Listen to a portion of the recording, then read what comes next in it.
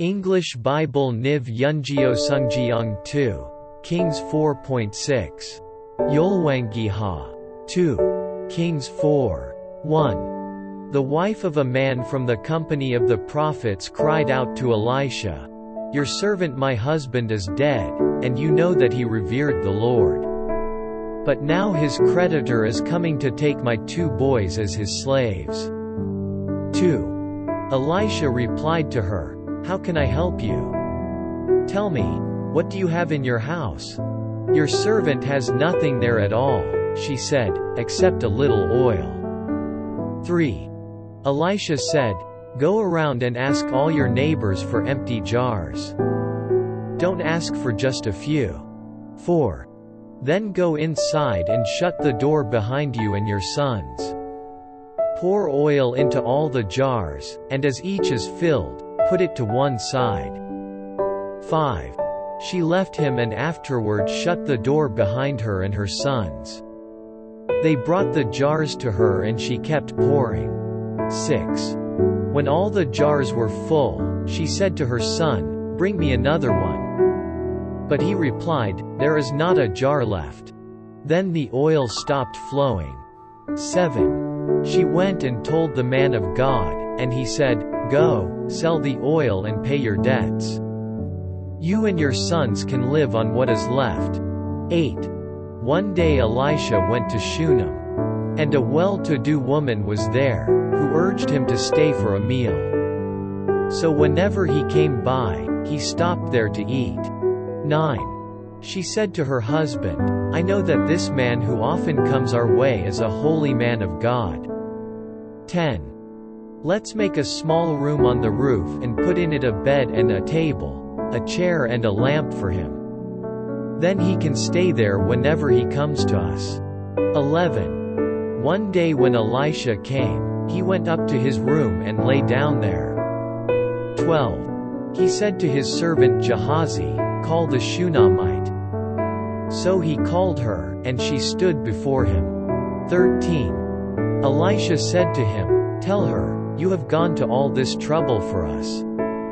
Now what can be done for you? Can we speak on your behalf to the king or the commander of the army?" She replied, "I have a home among my own people." 14. What can be done for her? Elisha asked. Gehazi said, "Well, she has no son and her husband is old." 15. Then Elisha said, "Call her." So he called her, and she stood in the doorway. 16. About this time next year, Elisha said, "You will hold a son in your arms." "No, my lord," she objected. "Don't mislead your servant, O man of God." 17. But the woman became pregnant, and the next year about that same time she gave birth to a son, just as Elisha had told her. 18. The child grew, and one day he went out to his father, who was with the reapers. 19. My head," he said to his father. His father told a servant, "Carry him to his mother." 20. After the servant had lifted him up and carried him to his mother, the boy sat on her lap until noon, and then he died. 21. She went up and laid him on the bed of the man of God, then shut the door and went out. 22. She called her husband and said, "Please send me one of the servants and a donkey so I can go to the man of God quickly and return." 23. "Why go to him today?" he asked. "It's not the new moon or the Sabbath." "It's all right," she said. 24. She saddled the donkey and said to her servant, "Lead on, don't slow down for me unless I tell you." 25. So she set out and came to the man of God at Mount Carmel. When he saw her in the distance, the man of God said to his servant Gehazi, "Look, there's the Shunammite." 26. Run to meet her and ask her, "Are you all right? Is your husband all right? Is your child all right?" "Everything is all right," she said. 27. When she reached the man of God at the mountain, she took hold of his feet.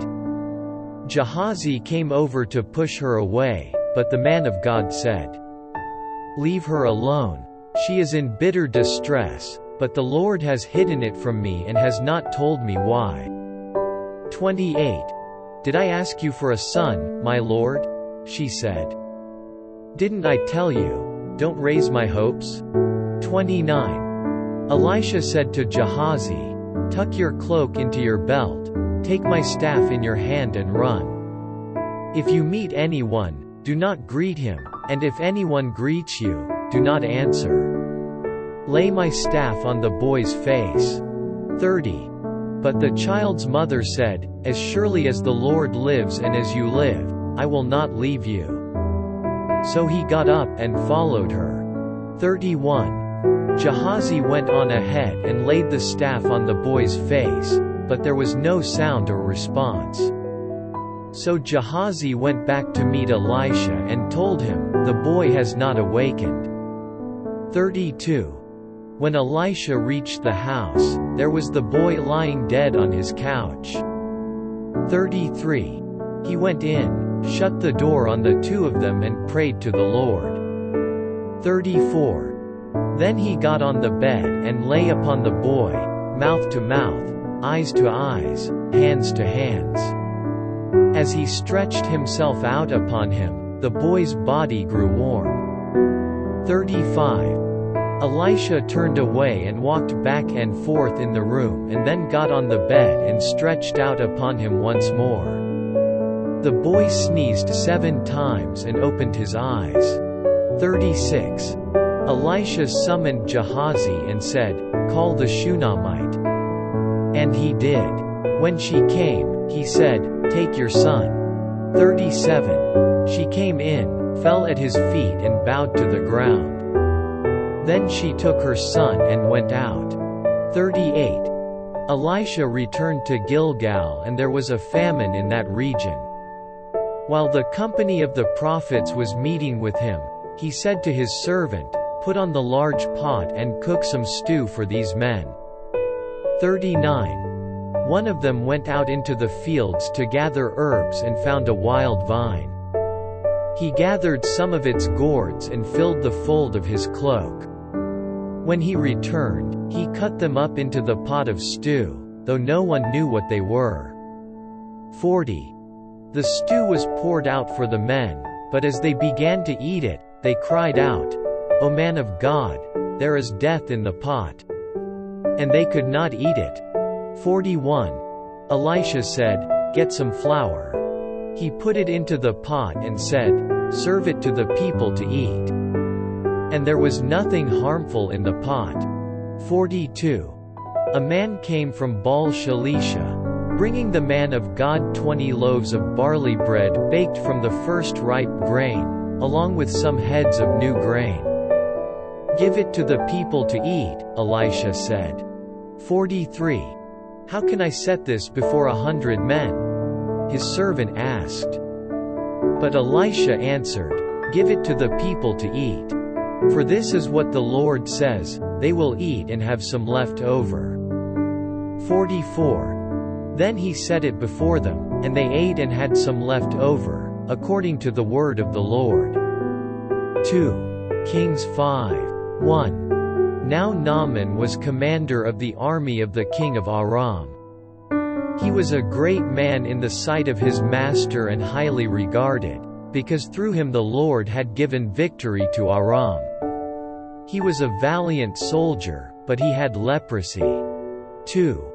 Now bands from Aram had gone out and had taken captive a young girl from Israel, and she served Naaman's wife. 3. She said to her mistress, "If only my master would see the prophet who is in Samaria. He would cure him of his leprosy." 4. Naaman went to his master and told him what the girl from Israel had said. 5. "By all means, go," the king of Aram replied. "I will send a letter to the king of Israel." So Naaman left, taking with him 10 talents of silver, 6,000 shekels of gold and 10 sets of clothing. 6. The letter that he took to the king of Israel read, "With this letter I am sending my servant Naaman to you so that you may cure him of his leprosy." 7. As soon as the king of Israel read the letter, he tore his robes and said, "Am I God? Can I kill and bring back to life? Why does this fellow send someone to me to be cured of his leprosy? See how he is trying to pick a quarrel with me." 8. When Elisha the man of God heard that the king of Israel had torn his robes, he sent him this message, "Why have you torn your robes? Have the man come to me and he will know that there is a prophet in Israel." 9. So Naaman went with his horses and chariots and stopped at the door of Elisha's house. 10. Elisha sent a messenger to say to him, "Go, wash yourself 7 times in the Jordan, and your flesh will be restored and you will be cleansed." 11. But Naaman went away angry and said, "I thought that he would surely come out to me and stand and call on the name of the Lord his God, wave his hand over the spot and cure me of my leprosy." 12. Are not Abana and Pharpar, the rivers of Damascus, better than any of the waters of Israel? Couldn't I wash in them and be cleansed? So he turned and went off in a rage. 13. Naaman's servants went to him and said, "My father, if the prophet had told you to do some great thing, would you not have done it? How much more, then, when he tells you, 'Wash and be cleansed'?" 14. So he went down and dipped himself in the Jordan 7 times, as the man of God had told him, and his flesh was restored and became clean like that of a young boy.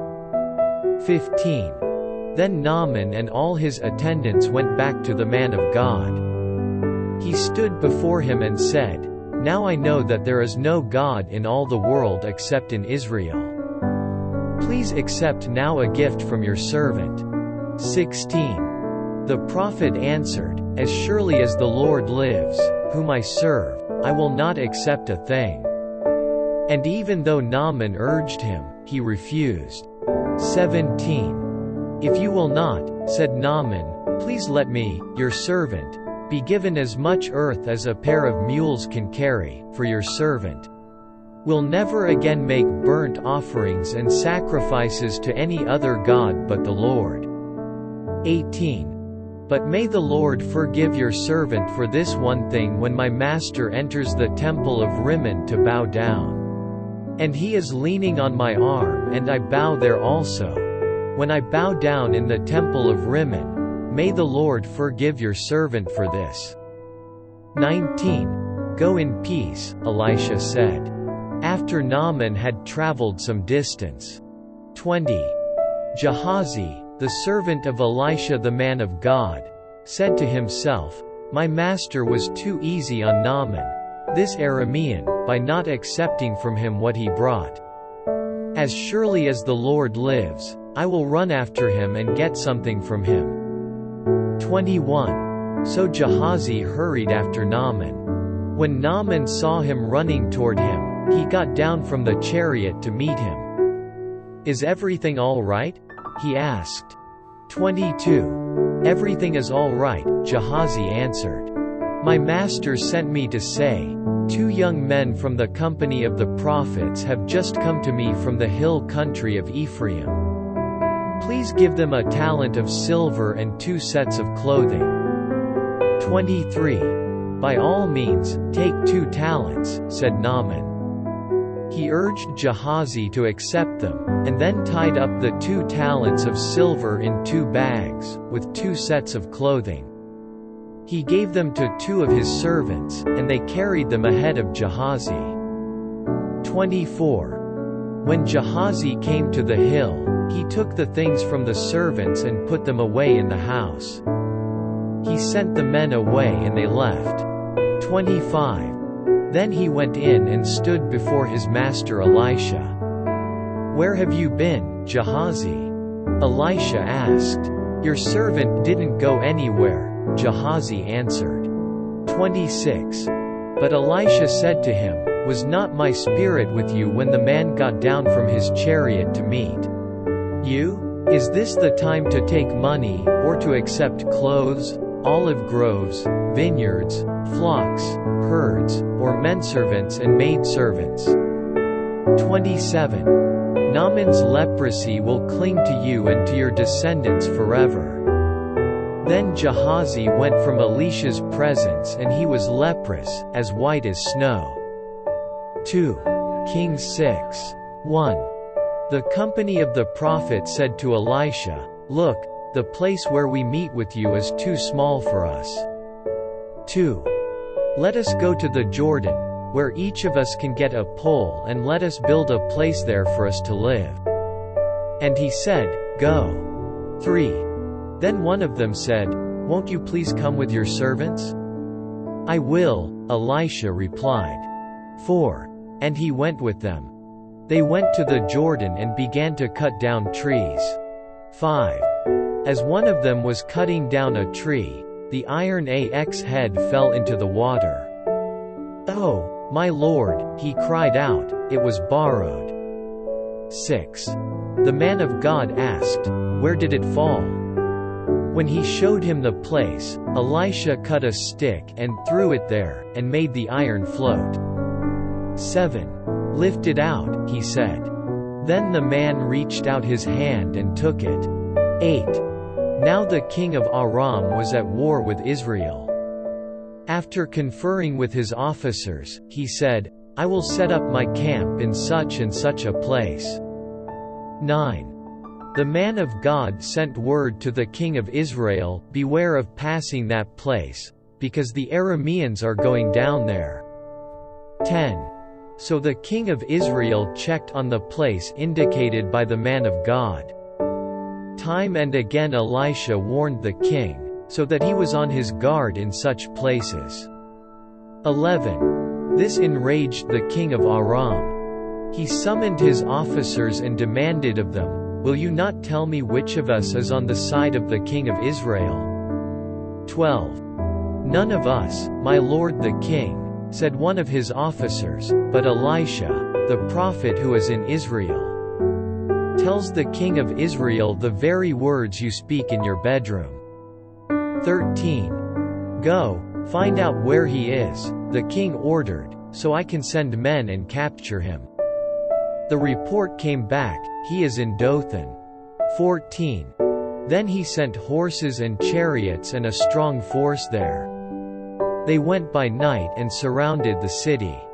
15. When the servant of the man of God got up and went out early the next morning, an army with horses and chariots had surrounded the city. "Oh, my lord, what shall we do?" the servant asked. 16. "Don't be afraid," the prophet answered. "Those who are with us are more than those who are with them." 17. And Elisha prayed, "O Lord, open his eyes so he may see." Then the Lord opened the servant's eyes, and he looked and saw the hills full of horses and chariots of fire all around Elisha. 18. As the enemy came down toward him, Elisha prayed to the Lord, "Strike these people with blindness." So he struck them with blindness, as Elisha had asked. 19. Elisha told them, "This is not the road and this is not the city. Follow me, and I will lead you to the man you are looking for." And he led them to Samaria. 20. After they entered the city, Elisha said, "Lord, open the eyes of these men so they can see." Then the Lord opened their eyes and they looked, and there they were, inside Samaria. 21. When the king of Israel saw them, he asked Elisha, "Shall I kill them, my father? Shall I kill them?" 22. "Do not kill them," he answered. "Would you kill men you have captured with your own sword or bow? Set food and water before them so that they may eat and drink and then go back to their master." 23.